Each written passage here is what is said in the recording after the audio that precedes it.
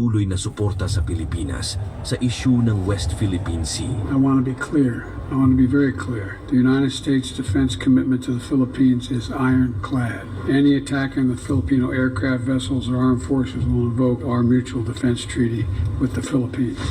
Sa iba't ibang pagkakataon, ipinakita ng US ang kanilang suporta sa pamamagitan ng mga pahayag at The aksyon interview, na President naglalayong Marcos said the government has protested the incident in Ayungin Shoal that left one Navy personnel severely hurt and made the Philippines' objection and position very clear. But you know, we have how many? We have over 100 already protests. We have already made the similar number of demarches. So we have to do more than just that. PBBM did. Okay, so kinsa ba ang tag-iya sa West Philippine Sea? So obviously, historically, sa atong nasabtan maujud ang Pilipinas. Pero sa kamatuoran, sa pinaka-ultimate nga kamatuoran, kung amo na atong hisgutan karon, kinsa man ang tag-iya karon sa West Philippine Sea. So atong balikan ang atong mga topic last meeting para masabtan nato. So mo ni siya ang sikreto nga kahibaw nga wala pa mahibaw isa kadaghanan ang uban magkatawa ni ini kay wala man sila kasabot ni ini. Kanya mao na nga ang kamatuoran karon gitaguan man lagi kay do na may mga tao nga mabanggaan ni ini kung masabtan ni sa kadaghanan. Pero katong mga taga-subaybay nato atong ihatag karon ang tipik sa mga kamatuoran nga angay mahibawan sa uban. So atong ibalikan ang mga gobyerno sa kalibutan, gobyerno o ideolohiya. So diri atong makita sa pinakaubos ang eternal darkness, anarchy, katong mga walay Dios, tanan tawo nga walay giilang Dios na bilong sila sa gitawag natong atheism, ang uban anarchy, dili sila motuo og gobyerno. So diya sila sa ubos sa walay katapusan nga kangitngit, ug ang mga tao nga anaa sa dragon system or serpent system. Ang serpent system adunay positive, adunay negative. So ang serpent system atong makita na siya sa gobyerno nga gipamalakad ni ni Lucifer or ni Satan nga of course obviously dito sa creation nagpakita dito si Satan as an enemy of God nga usa ka serpent. So sa dihang ang halas ang karaang bitin ni atubang kang Adan o kang Iba, ang iyahang sistema nga gidala nga to serpent system. So that is why dili jud siya literal nga ahas, kundi ang iyahang pamaagi nindot kay to siya dagway, ang iyang pamaagi serpent. Okay, so pero dili ta mo hukom diha largo-largo kay ang serpent di ay adunay positive, adunay negative. So that is why even in the physical realm makita nato nga namoy nabatian nga dunay bitin nga makaayo kung ipaak sa tao. Okay, nagani diri mga Bisaya sa I think Surigao to siya nga dunay bitin nga dunay kumatos pero pag mapaakan siya sa bitin maayo siya. So doon na po'y bitin nga pag mapaakan siya, makapaak siya tao, mamatay ang tao. So that is why ang serpent even in the political realm or in an association or an organization, dili nato mahukom largo kay dunay positive niya na dunay negative. So si Satan di siya sa negative side. Karon ang kalibutan adunay duha ka mga gobyerno nga gibarugan karon. So ang atong gobyerno, ang international kasagaran sa mga nasod sa UN, di sila dirinag barog sa woman system. Okay, so even ang mga religion sa tibuok kalibutan, ang mga relihiyon, di sila dirinag patong That is why dunay mga nasod nga ang ilahang leader gitawag kana siya Prime Minister. Okay, tungod kay woman system sila. So unsa may kalainan sa dragon system o sa woman system, ako na siyang gi-explain last meeting. Kung may time mo pwede niyo tan-aw ng uban akong mga video. So di naman gud nato mahabol ang panahon tungod kay diri sa Facebook ang pinakataas nga video nga makuha niya makuha is up to 15 minutes lang. So that is why murag atong ining paspasan karon para masabtan ninyo kung kinsa gyud karon ang tag-iya sa West Philippine Sea. So wala ba mo masayod nga bisan ang China ay pagmamay-ari na ng mga Pilipino, ng isang Pilipino ngayon. Pero hindi lang ninyo alam. So pero kini siya nga kamatuoran dili ni nato siya ipamugos ha. Kay wala siya nga ang pagdawat sa kamatuoran kanana ang kamatuoran sa Dios dili na siya ipamugos. Kinahanglan ang tao gid mismo mukabot nga siya ganahan na gyud siya ni ana. So ang kalibutan karon ni nagsubay ni ining duha ka mga sistema. So for example karon ang nahitabo karon sa West Philippine Sea, ang nag-away karon ang dragon system ug ang woman system. So ang atong gobyerno nga woman system nag-away siya sa ownership diha sa usa ka kadagatan. Okay, example mo ni ang kadagatan, mo na siya ang giawayan nato. Giilugan, contested waters. So kinsa ba gyud ang tinuod nga tag-iya ni ana? So base naman pud sa atong gobyerno, historically ato gyud na siya diha. And of course, dool gud na sa atong location. Nya naa pud na sa mga mapa nato nga karaanan. Karon ang China pod maingon pud sila nga ila pud kuno na tungod kay ang ilang mga katigulangan diha na nauna kuno nga nangisda yan nga lugar.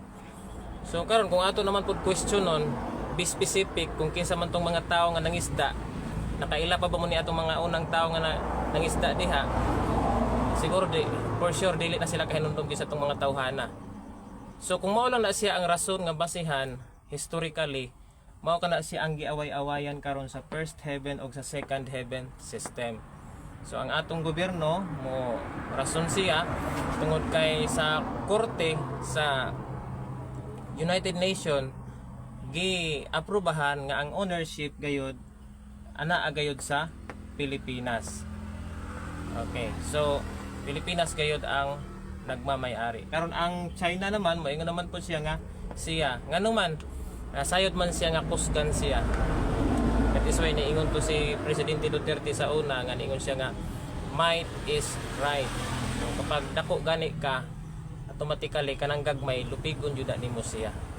So mao na siya mahitabo sa kalibutan karon kung dili pa nila dawaton ang highest heavenly government. So mao na ang atong gi-introduce karon sa kalibutan ang highest heavenly government nga mudawat na sila ni ring third system.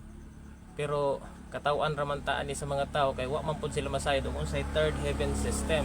Tungod kay ang nasayran nila is second heaven system. So ang second heaven system adunay two major phases. So mao kanang religion o political. Okay. Okay, sa religion, religious side and political side.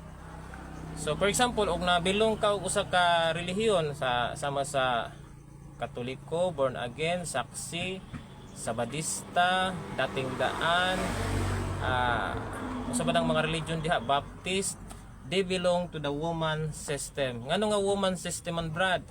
Ang usa ka religion ngano nga woman system siya tungod kay sama siya sa usa ka babae nga nagmamalinis. Okay, it is striving to be clean. Kaya nga pag in a physical situation nakita nimo ang usa ka dalaga, di ba, kasagaran sa mga babae hilig kay maligo, manlimpyo sa ilang lawas, kanang magpagwapa. So that is why ang usa pod ka gobyerno kang gamit siya og woman system, naglimpyo pud siya sa iyang kagalingon. That is why kung mosulod ka og usa ka relihiyon, daghan kayog mga bawal tungod kay naglimpyo ka na sa ilang kagalingon. However, dili pa kana ang kaluwasan matud pa ni Jesus Christ. Tungod kay ang kaluwasan mao na ang gitawag nato og the Most High King. Makita nato na siya sa Salmo gimensyon na ni Haring David nga ang Most High King mao gayud ang hari sa tibuok kalibutan. Ug kanus aman moabot ang hari sa tibuok kalibutan or ang Most High King, makita na nimo sa Daniel chapter 4 ningon diha nga 7 times from the fall of Babylon niya na sa kalibutan muhari na siya. So natawo na siya niadtong 1981 ang iyang parents si Cristita Turlao ug si Pablo Turlao. So niya na sa Pilipinas ang nagdala sa third heaven system, ang personal nga pag-abot ni El Elyon. So diha nga kamatuoran dako kay nag-importansya tungod kay ang basihan karon sa ownership sa tibuok kalibutan kung atong sundon dili na gayud titulo. Tungod kay ni adtong year 2000 tanan nga mga titulo napapas na ang ilahang validity. So muna siyang null and void na siya sa balaod. Pero ang uban wala man pud mas kasayo tungod sa null and void. So ato na lang pasabot nga kana sila kung imong basihan gyud sa international nga pagsabot dili na siya mao'y basihan. Pero ato na lang pagrespeto ni atong mga nagunit og titulo, no. So ato na silang girespeto pero nagtudlo lang ta sa kamatuoran karon. So that is why bisan pa og imong pakitaan karon ang China og titulo dili na sila mo tuo. Ngano man ang ilang gigamit karon is might is right. So tungod kay dako sila nga nasod, nagtuo sila nga lupigo nila ang Pilipinas nga gamay nga nasod. So ang mahitabo sa kalibutan kon dili ta mo balik sa Dios. So usually manggod ang mga tao karon pag makakitag Bible dili na sila mobasa. So sabay kalabutan ni ana sa kanana ang ownership nato sa West Philippine Sea. Tungod kay ang tag-iya ni anang West Philippine Sea mao ang Dios. Dili mga Chinese, dili mga Pilipino, kundi ang Dios. So kinsa man ang Dios nga pwede ni ana mag-angkon karon nga mao na akong gimension kaganiha nga natawo na di niadtong 1981 diri sa Pilipinas pero wala masabti sa mga Pilipino kaya man sila basa-basa sa Biblia.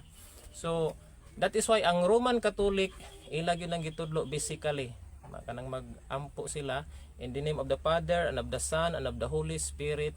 Amen. So adunay tulo ka personahe ang Dios, Amahan, Anak ug Espiritu Santo. Okay, ang anak human na siya naghari dito sa Israel. Mao kadto siya si Yahweh or si Jehovah. Karon kinsa naman puding na tao diri sa Pilipinas niadtong 1981? Mao na pud si Elyon. Kinsa man ni si Elyon? Mao kana si Most High God. O kiring di sa igbaw mao ka ni si Shaddai. Kinsa man ning Shaddai? Mao kana ang Almighty. So Elyon, Shaddai, and Yahweh or Jehovah, the great I am. Okay. So I am, Elyon, and Shaddai. So kinsa man karon ang nagmamay-ari sa tibuok kalibutan, ang panahon ang dunay authority, authorized gikan sa Triune God nga magmamay-ari na sa tibuok kalibutan, mauna ang Dios nga ania sa Pilipinas, nagkatawang tao na siya.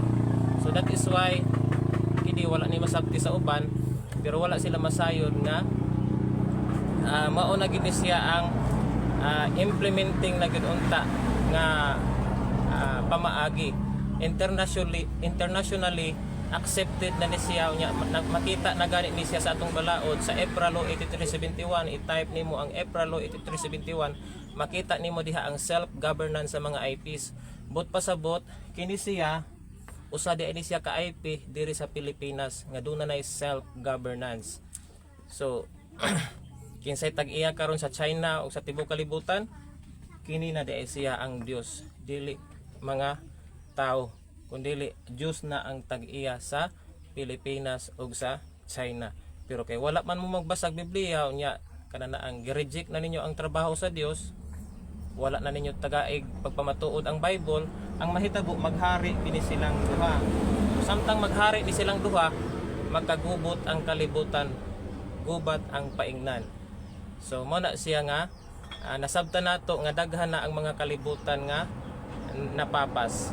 So tungod kay kung magsige lang ni gubat mag nuclear war, mapapas ang humanity o magsugod na po, maghimo na po og putro og mga bag-ong tao nga mopuyo diri katong makapasar sila sa testing.